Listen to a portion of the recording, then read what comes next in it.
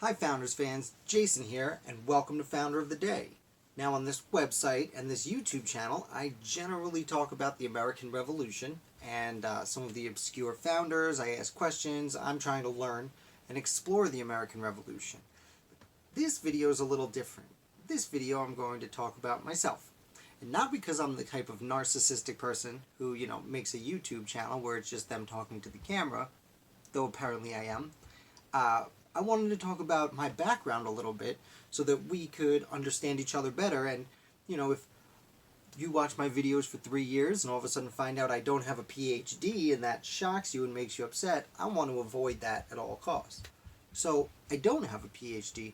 I do have a bachelor's degree in history, and I did go to graduate school for 2 semesters for history and political science, though I left at the time because I needed to work, which is something most people have to do with their lives. I don't. I never stopped reading history.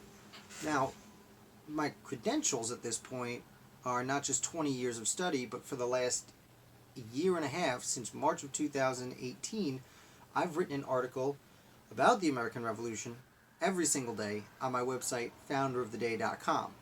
So, I've put in the time. I never got a PhD because I'm not studying under a professional. I would love to one day, but I have a very young family. I have 2 small children and bills to pay and things to do, and I take about 2 to 3 hours a day to do research on a topic and write about it and learn more myself. And in the last month or two, I've been making these videos, and I just want to learn as much as I can. And a few years ago, I was talking to my father, who said, why don't you be a teacher? And for various personal reasons, it's not my goal in life. I appreciate teachers. I love teachers. Good job teaching our kids.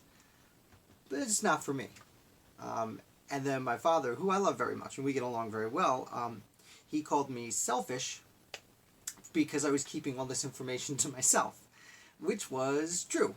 So after that, I spent a few months creating founderoftheday.com, and again, that was about a year and a half ago. At this point, started making these videos because every day of my life for 20 years, I've been reading about the American Revolution, either in books or browsing the interweb. I've always been interested in those founding parents of the United States who, we don't talk about enough. You look at the Declaration of Independence, and there's 32 signatures on there. And everyone can name Jefferson and everyone can name Franklin, and then most of the general public will probably say Washington, who did not sign it, or might say Hamilton or Madison, who did not sign it.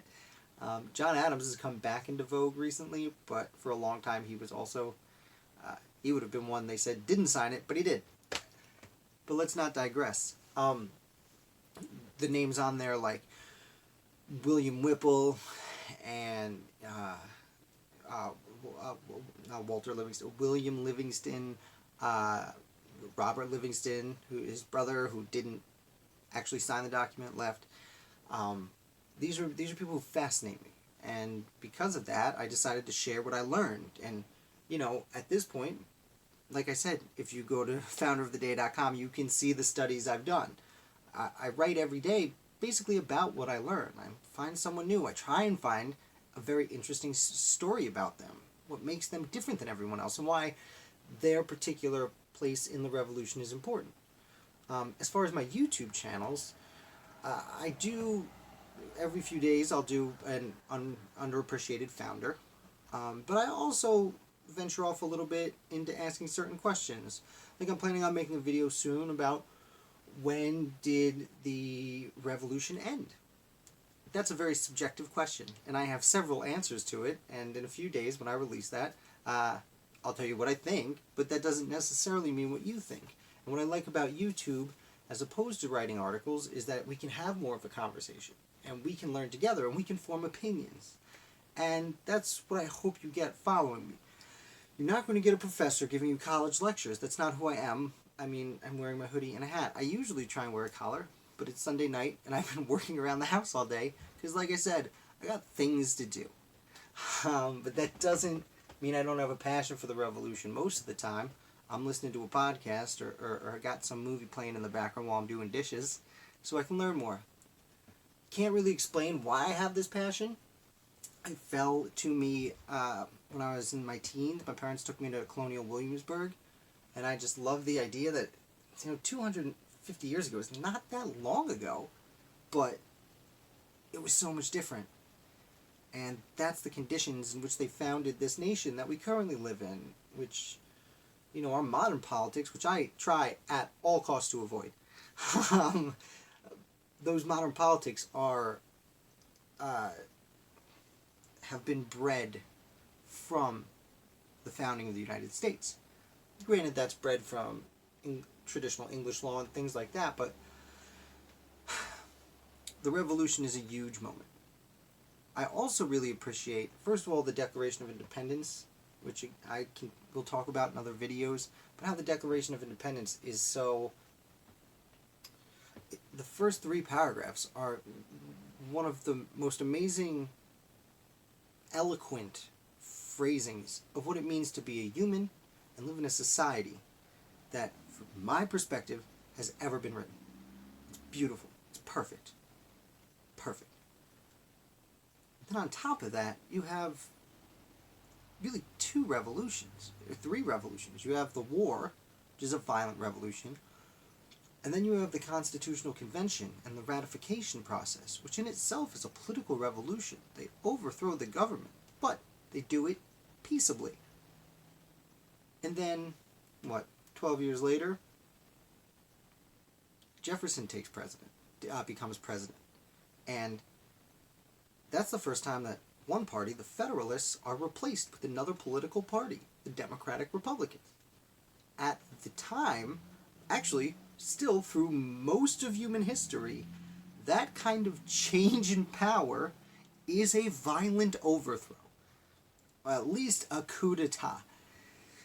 And in this weird, small section of the world, in the late 18th century and early 19th century, between the Constitution and Jefferson taking the presidency, that's 2 revolutions that are both non-violent and have established the government we have today.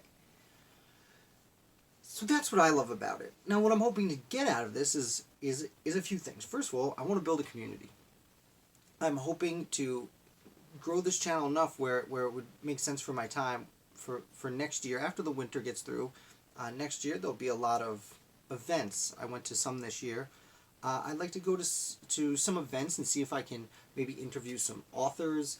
I would love to go to smaller locations and see if I can do a series about